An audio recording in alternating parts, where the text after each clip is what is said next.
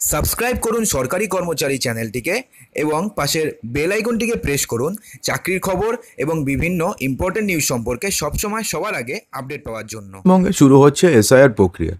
পশ্চিমবঙ্গে এসআইআর প্রক্রিয়া শুরু হলে পরে যে 11টি কাগজের কথা বলা হচ্ছে, সেই 11টি কাগজ যদি আপনাদের কাছে কারণ না থাকে, সেক্ষেত্রে আপনাদের চিন্তা করার কোনো কারণ নেই। এই একটি কাগজ আপনি চটপট বানিয়ে নিন, তাহলেই হয়ে যাবে।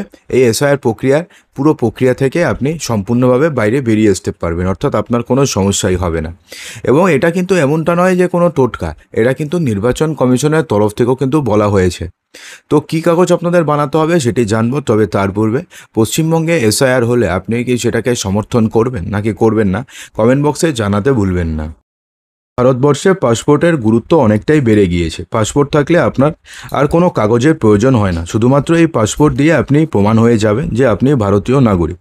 অর্থাৎ আপনাদের কাছে শুধুমাত্র একটা পাসপোর্ট থাকবে, তাহলে পরে পুরো এসআইআর কেন, যদি এনআরসি সিএও হয় সেক্ষেত্রেও পাসপোর্ট দিয়ে আপনি জাস্ট প্রমাণ করতে পারবেন যে আপনি ভারতীয়। ছোট থেকে বড় সকলে পাসপোর্ট বানিয়ে নিতে পারবেন খুব সহজে, এবং এটা ঘরে বসে বানিয়ে নিতে পারবেন। সেক্ষেত্রে কিন্তু পাসপোর্ট বানানোটা আর আগের মতন কোনো কঠিন কাজ নয় যে পাসপোর্ট বানাতে অনেক সমস্যা। 15 দিন থেকে 20 দিনে আপনাদের বাড়িতে পাসপোর্ট চলে আসে এখন। তো ই পাসপোর্ট কি? বর্তমানে দিনের পর দিন ভারত ডিজিটাল হচ্ছে, আর এই ডিজিটাল ইন্ডিয়ার যুগে পাসপোর্ট পরিষেবাতেও এসেছে বিরাট বড় পরিবর্তন। পাসপোর্ট বানানোর জন্য আপনাকে আর আগের মতন দীর্ঘদিন অপেক্ষা করা, অথবা আগের মতন লম্বা লাইন, অথবা কাগজপত্র জমা দেওয়া কিংবা অফিসে ঘুরে বেড়ানোর দিন সম্পূর্ণভাবে শেষ হয়ে গেছে। এখন আপনি ঘরে বসেই কয়েক ক্লিকের মাধ্যমে আপনি আবেদন করতে পারবেন এবং ই পাসপোর্ট আপনি পেয়ে যাবেন। শুধুমাত্র তাই নয়, আপনি ঘরে বসে দেখে নিতে পারবেন যে আপনার পাসপোর্টের যাবতীয় তথ্য, এমনকি আবেদন দেওয়ার পরে অনলাইনে ট্র্যাক করেও আপনি দেখে নিতে পারবেন যে আপনার পাসপোর্টের অগ্রগতিটা কত দূর হয়েছে। তো এখন প্রশ্নটি হচ্ছে, ই পাসপোর্ট কি? বর্তমান ডিজিটাল যুগ, তাই ডিজিটাল সব কিছু হচ্ছে খুব সহজে। এবার ই পাসপোর্ট হচ্ছে এমন একটি আধুনিক পাসপোর্ট যাতে এমবেড করা থাকে ইলেকট্রনিক চিপ। এই ই পাসপোর্টে আপনার সমস্ত কাজ হয়ে যাবে, অর্থাৎ পাসপোর্টে যে সমস্ত কাজ হয় ই পাসপোর্টেও সমস্ত কাজ হয়ে যাবে। এবং পাসপোর্টে যে ইলেকট্রনিক চিপস এমবিট করা থাকে, সেই চিপে সংরক্ষিত থাকে আবেদনকারীর নাম, জন্ম তারিখ, ফটো, আঙ্গুলের ছাপ সহ অন্যান্য বায়োমেট্রিক তথ্য। ফলে এটি আগের চেয়ে অনেক বেশি সুরক্ষিত এবং জালিয়াতি প্রতিরোধে কার্যকর। আর সবথেকে বড় সুবিধা হচ্ছে এর জন্য আপনাকে কোনো ঝামেলা করতে হবে না, শুধুমাত্র বাড়িতে বসে আপনি হাতে পেয়ে যাবেন এই পাসপোর্ট। এবং নর্মাল পাসপোর্টে আপনি যা যা সুবিধা পাবেন, ই পাসপোর্টেও আপনি ঠিক সেম সুবিধা পাবেন। তো ই পাসপোর্টের জন্য যদি আপনি আবেদন করতে চান, তাহলে সেক্ষেত্রে আপনাদের কি কি ডকুমেন্টস লাগবে? তো এখানে আবেদন করতে হলে আপনার প্রয়োজনীয় বেশ কিছু ডকুমেন্টসের দরকার পড়বে। আবেদন শুরু করার আগে প্রয়োজনীয় ডকুমেন্টসগুলি গুছিয়ে রাখা হচ্ছে সবথেকে বুদ্ধিমানের কাজ। তো প্রথমে যে ডকুমেন্টসের প্রয়োজন হবে সেটা হচ্ছে একটা পরিচয়পত্র। এখানে আবেদন জানানোর জন্য আপনার ব্যক্তিগত পরিচয়পত্র হিসাবে প্রয়োজন পড়বে আধার কার্ড অথবা ভোটার আইডি অথবা ড্রাইভিং লাইসেন্স ইত্যাদি। এটা দিয়ে আপনি পরিচয়পত্র প্রমাণ করতে পারবেন। এরপরে লাগবে হচ্ছে আপনার ঠিকানার একটা প্রমাণপত্র। এর জন্য কি লাগবে? আপনার স্থায়ী বাসিন্দার প্রমাণ হিসাবে দরকার পড়বে বিদ্যুৎ কিংবা জল বিল, ব্যাংক অ্যাকাউন্টের স্টেটমেন্ট, রেশন কার্ড, অথবা যেখানে আপনার স্থায়ী ঠিকানা লেখা রয়েছে সেরকম একটা ডকুমেন্টস। এক্ষেত্রে আধার কার্ড থাকলেও চলবে, কারণ আধার কার্ডেও সবার স্থায়ী ঠিকানা লেখা থাকে। পুরানো পাসপোর্ট যদি থাকে এবং আপনি যদি নবীকরণের অর্থাৎ রিনিউয়ের জন্য, আপনার এই ডকুমেন্ট অবশ্যই প্রয়োজন। ঠিক আছে, পুরনো পাসপোর্ট থাকলে পরে তাহলে তো সেক্ষেত্রে কোনো সমস্যাই নেই। ই পাসপোর্টের জন্য আবেদন করার আগে আপনাকে আপনার সমস্ত ডকুমেন্টসগুলো রেডি করে রাখতে হবে। আগে থেকে সব কাগজপত্র প্রস্তুত রাখলে আপনার আবেদন প্রক্রিয়া দ্রুত এবং খুব তাড়াতাড়ি হয়ে যাবে। আবেদন ফি কত? ই পাসপোর্টের ফি সবার জন্য এক নয়। ই পাসপোর্ট বিভিন্ন ধরনের হয়ে থাকে এবং এর জন্য বয়স, পাসপোর্টের ধরন, সাধারণ এবং তৎকাল এবং মেয়াদ অনুযায়ী ফির পরিমাণ পরিবর্তিত হতে পারে।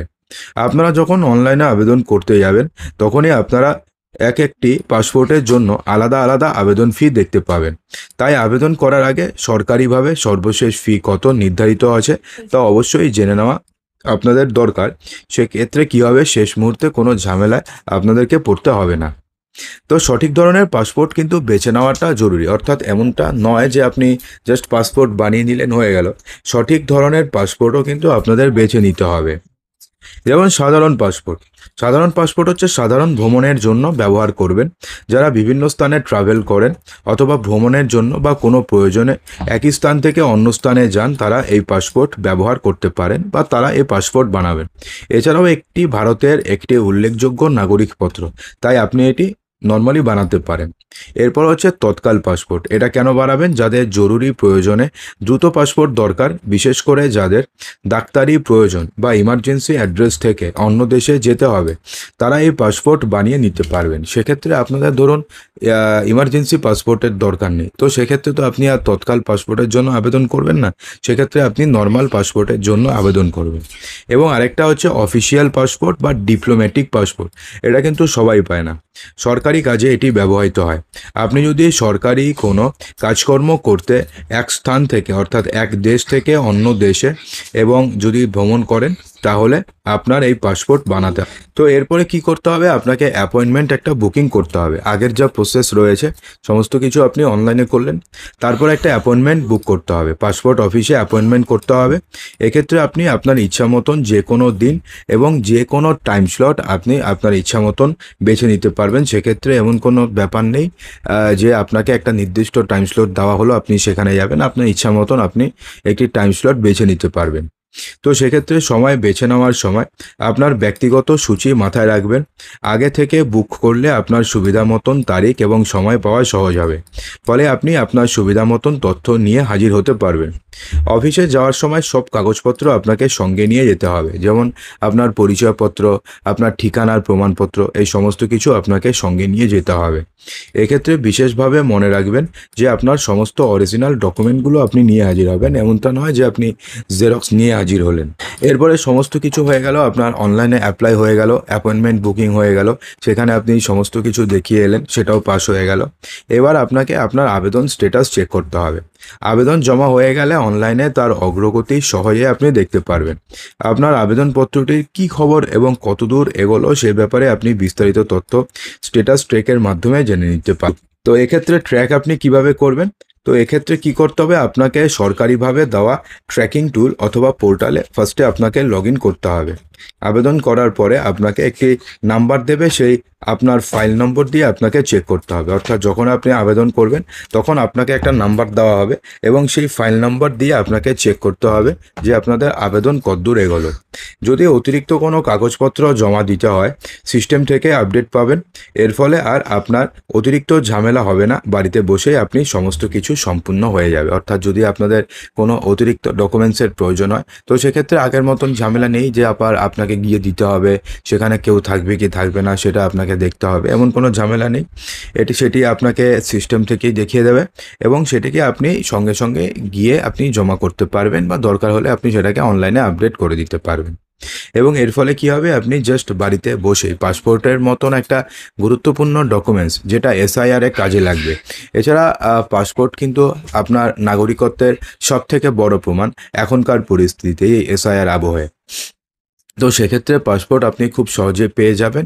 এবং এসআইআর কেন, সিএএ অথবা এনআরসি যদি হয়, সেক্ষেত্রেও এই পাসপোর্ট দিয়ে কিন্তু আপনি সহজেই প্রমাণ করতে পারবেন যে আপনি ভারতীয় নাগরিক। তো বন্ধুরা, আশা করব যে ভিডিওটিতে আপনাদের সমস্ত কিছুই সঠিকভাবে বোঝাতে পেরেছি। যদি ভিডিওটি আপনাদের ভালো লেগে থাকে তো ভিডিওটিকে লাইক করবেন, বন্ধুদের মাঝে প্রচুর শেয়ার করবেন এবং চ্যানেলটিকে সাবস্ক্রাইব অবশ্যই করবেন।